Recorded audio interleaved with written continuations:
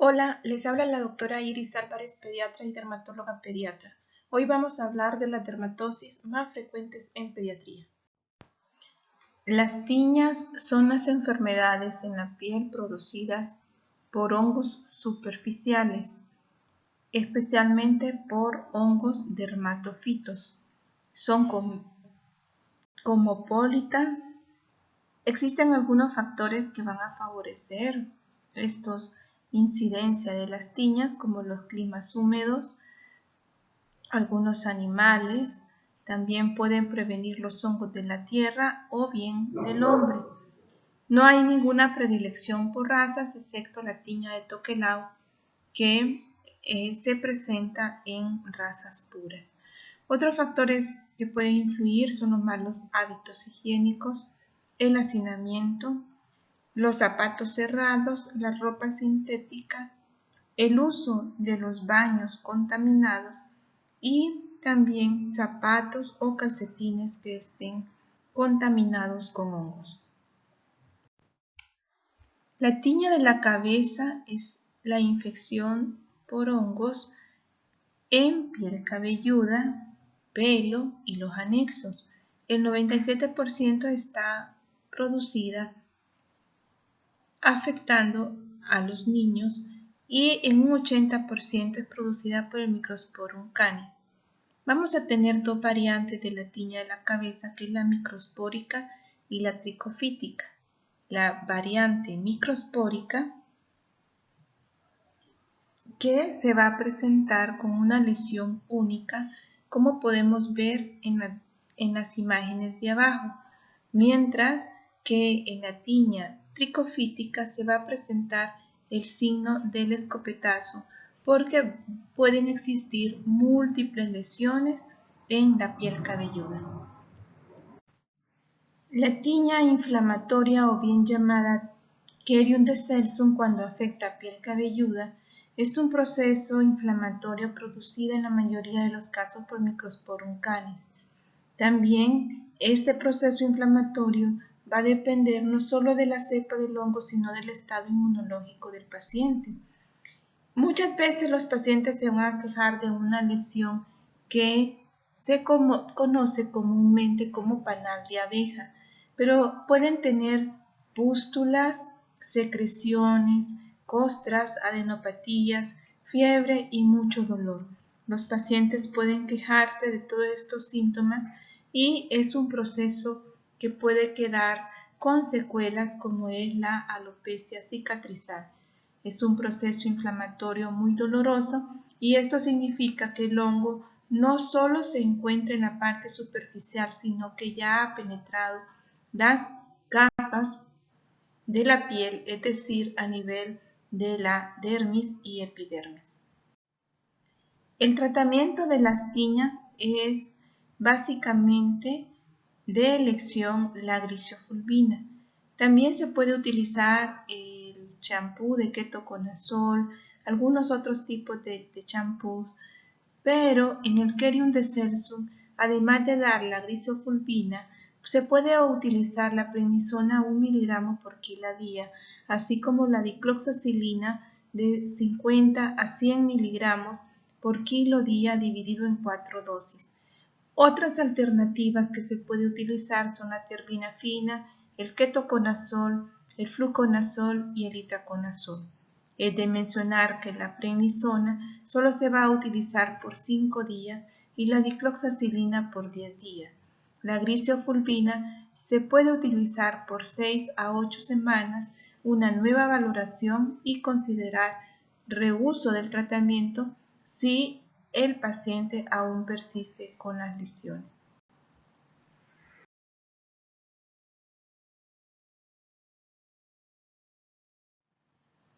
La tiña de la ingle es producida por el Trichophytum rubrum, Trichophytum mentagrophytes y el Epidermum flucosum. Los factores de riesgo, lo más importante es que puede existir una tiña a nivel del pie.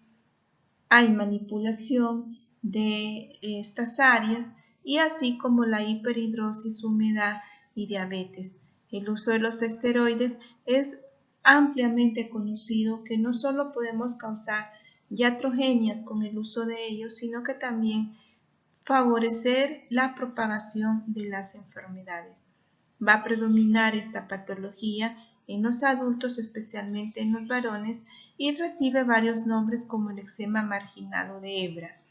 En las fotografías podemos observar la gran diferencia que existe entre la tiña de la ingle, en el cual también vamos a tener un borde activo, y la diferencia que existe en la candidosis, donde solo podemos observar la maceración, existen pápulas satélites en vez de un borde activo y la placa va a ser eritematosa, mientras que en la tiña de la ingle existe el borde activo, el tejido o la piel central va a ir quedando relativamente sana y no va a existir pápulas satélites. En cuanto a los diagnósticos diferenciales de la tiña de la ingle, en primer lugar tenemos la candidosis, el eritrasma, que es una patología producida por una bacteria, la psoriasis invertida y la dermatitis por contacto. La tiña de los pies, o con la gente lo conoce como pie de atleta, se va a dividir en tres tipos: la hiperqueratósica, la intertriginosa, es decir, entre los dedos, y la vesiculosa. En las diferentes fotografías podemos observar los tres tipos de la tiña de los pies. Las infecciones producidas por virus, generalmente puede existir el virus del papiloma humano, el molusco contagioso, pero otro grupo ampliamente que afecta las mucosas y tejido cutáneo son los herpes virus. Ahí vamos a tener desde los tipos 1 hasta el 8 y cada uno de ellos va a ir produciendo cierta enfermedad, como observamos en el cuadro. Los papilomavirus, que van a producir todos los tipos de verrugas, tanto plantares, vulgares, genitales y las planas. Los poxvirus, que está el molusco contagioso, y otras enfermedades víricas que son frecuentes en edad pediátrica, como la enfermedad mano-pie-boca, el sarampión, rubiola, eritema infeccioso y el síndrome de Giannotti-Crosty. Las infecciones virales producidas por el herpes virus, existe el tipo 1 y el tipo 2. El tipo 1 va a afectar más mucosas orofaringeas y región ocular, mientras que el tipo 2 afección genitoanal. Los virus se pueden transportar o bien adquirir y producir la enfermedad y luego guardarse o quedarse en forma latente en los ganglios, especialmente en el ganglio trigémino, cuando la afección es a nivel de la boca. Luego hacen su periodo de latencia y al tener nuevamente un proceso estresante o un proceso donde el sistema inmune decaiga, la infección vuelve a aparecer, convirtiéndose en una infección no solo latente, sino que también recurrente, completando de esta forma el ciclo lítico del virus a nivel del cuerpo. La infección del virus del herpes simple tipo 1 puede ser directa por fomites o gotitas de saliva. En las diferentes fotografías podemos observar los estadios de lesión perioral, o bien conocidos como fuegos. Son lesiones recurrentes y que los pacientes se quejan de mucho ardor y dolor. En relación a la infección del virus del herpes simple tipo 2, generalmente van a aparecer máculas eritematosas y posteriormente vesículas. Las manifestaciones van a variar de acuerdo si es varón o mujer. En el varón se van a presentar sobre el surco balano prepurcial, en el glande o en el dorso del pene, mientras que la mujer van a estar en el introito vaginal, en la vulva, en los labios mayores y menores y especialmente en el cuello cérvico-uterino. En estas fotografías podemos observar las afecciones de las vesículas a nivel de los labios menores y del dorso del pene, así como en el glande. Otras manifestaciones clínicas que son inusuales producidas por el virus del herpes simple es la gingivoestomatitis herpética, que va a caracterizarse por presentar aftas a nivel de las mucosas orales, carrillos, labios, y esto va a impedir la alimentación de los pacientes. Además, va a ser causa de fiebre y de intolerancia alimentaria. Otra de las manifestaciones inusuales es el panadizo herpético y la erupción basiliforme de Kaposi. Las lesiones o infecciones del herpes congénito se van a caracterizar por afección del sistema nervioso central como encefalitis y meningoencefalitis. En estas fotografías podemos observar la clásica manifestación clínica del panadizo herpético. En relación a la erupción variceliforme de Kaposi, se llaman variceliforme porque va a tener las lesiones muy similares a la varicela sin ser varicela, es decir, que el virus no es el virus de la varicela del herpes zóster, sino que el virus del herpes simple. Las manifestaciones clínicas se van a presentar sobre una dermatosis preexistente, es decir, aquellos pacientes que puedan tener dermatitis atópica, seborreica, psoriasis entre las más frecuentes. El virus del herpes zóster en su primera infección me va a producir lo que es la varicela. El periodo de incubación es de 14 a 21 días y el periodo de contagiosidad, es decir, cuando va a tener 2 días antes de aparecer las lesiones, así como 5 días después de haber aparecido o que bien estén en el periodo de costra. El hombre es el único reservorio, es decir, que es el único que va a estar manifestando este virus, y el ciclo infeccioso es bien importante de mencionar porque cuando se entra en contacto con el virus produce la varicela y posteriormente el virus se vuelve inactivo guardándose en las fibras nerviosas, y a la segunda exposición del virus del herpes zóster produce lo que es el herpes zóster como enfermedad. Bien, veníamos diciendo en la diapositiva anterior que si me expongo por segunda ocasión al virus del herpes zóster, se producirá lo que es el herpes zóster, bien conocido como la culebría. Es una reactivación del virus al estar latente en los ganglios sensitivos y los pares craneales. Clínicamente se manifiesta por ardor, dolor, prurito, cefalea, fiebre y adenopatías.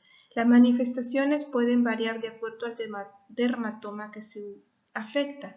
Por ejemplo, puede ser a nivel de la cabeza, del cuello, del hombro o de la región dorsal o lumbar. El signo de Huntington se presenta cuando la afección es a nivel de la área nasal, y el síndrome de Raynaud es cuando afecta el séptimo par y el conducto auditivo externo. La complicación más importante del virus del herpes zóster es la neuralgia posherpética. Igualmente, en la prima infección se produce lo que es la varicela y en la reactivación del herpes zóster del virus se produce lo que es en sí el herpes zóster. En esta fotografía podemos observar las diferentes manifestaciones clínicas del herpes zóster que se puede variar desde la etapa de un lactante hasta la edad adulta. La neuropatía posherpética se va a presentar proporcionalmente con edad, es decir, que más neuropatía herpética si el paciente es mayor, es decir, de la tercera edad. En la primera fotografía podemos observar la afección ocular, el cual se debe de considerar como una urgencia, ya que muchos de los pacientes pueden producir opacidades o cataratas y ser causa de ceguera. También en el síndrome de Raynaud, que es una patología en la cual hay parálisis del séptimo par craneal. El tratamiento para el virus del herpes zóster se va a dividir en tratamientos con soluciones secantes, antivirales, tratamientos para brotes y tratamientos para la neuropatía posherpética. Para las soluciones secantes tenemos el ácido bórico, el cloruro de aluminio, diluido 1 sobre en 1 litro de agua y de ahí hacer fomentos o paños en las lesiones. Los antivirales se pueden utilizar aciclovir, fanciclovir, valaciclovir, de acuerdo a la edad del paciente. El primero únicamente utilizable en edad pediátrica y las dosis que aparecen en la diapositiva son para adultos. Recordemos que el aciclovir se puede utilizar a 1500 miligramos por metro cuadrado en los pacientes pediátricos. Para el tratamiento de los brotes podemos utilizar medicamentos como el aciclovir o valaciclovir por 6 a 12 meses. Y en la neuropatía posherpética, pues aquí la amplia gama de medicamentos para mejorar la transmisión de los neuroreceptores sensitivos, así como un efecto analgésico, y se pueden utilizar algunos antidepresivos tricíclicos como anticonvulsivantes. La infección del virus del papiloma humano es un virus que nos puede producir diferentes manifestaciones clínicas, desde las verrugas vulgares o comunes, que son conocidas como los mezquinos, también las verrugas plantares, planas, epidermodisplasia verruciforme, la enfermedad de Heck, verruga del carnicero, entre las más frecuentes. Pero bien sabemos que el virus del papiloma humano puede estar asociado con el cáncer, especialmente con algunos serotipos que pueden ser de alto riesgo relacionados con el cáncer cérvico-uterino y con el pene, como los serotipos 16, 18, 45 y 56. Otros de bajo riesgo, pero que están relacionados con las verrugas anogenitales, es el 6 y el 11. La clasificación y las manifestaciones clínicas a nivel de las mucosas puede ser entre los más frecuentes los serotipos 16, 18, 6, 11 y 13, 32 y 57. Estos tres últimos me van a producir lo que es la enfermedad epitelial focal o la hiperplasia epitelial focal, comúnmente conocida como enfermedad de Heck, la cual va a estar encontrada en las manifestaciones a nivel de los carrillos, de las mucosas e incluso a nivel de la lengua. Esta enfermedad de Heck no está relacionada con transmisión sexual, sino que se presenta en grupos poblacionales, especialmente en América Latina. Las verrugas comunes o conocidos como mezquinos son hiperplasias a nivel del epidermis, por lo tanto van a producir neoformaciones que van a tener el color de la piel o ligeramente eritematosas por algún traumatismo. Son pápulas exofíticas hiperqueratósicas de diferentes tamaños y que presentan principalmente en el dorso de las manos.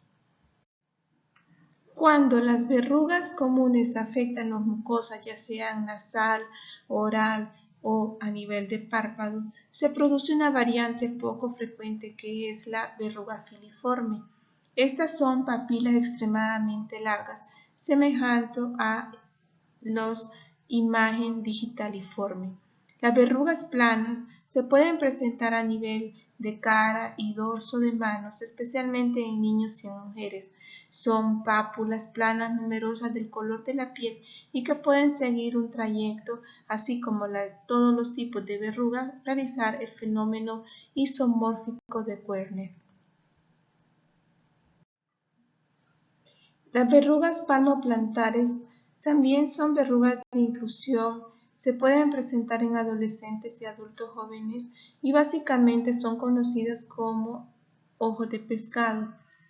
Consiste en un tapón córneo con un anillo de hiperkeratosis, que es lo que le da la similitud con el ojo. Pueden ser dolorosas y se pueden presentar en diferentes partes de la región plantar.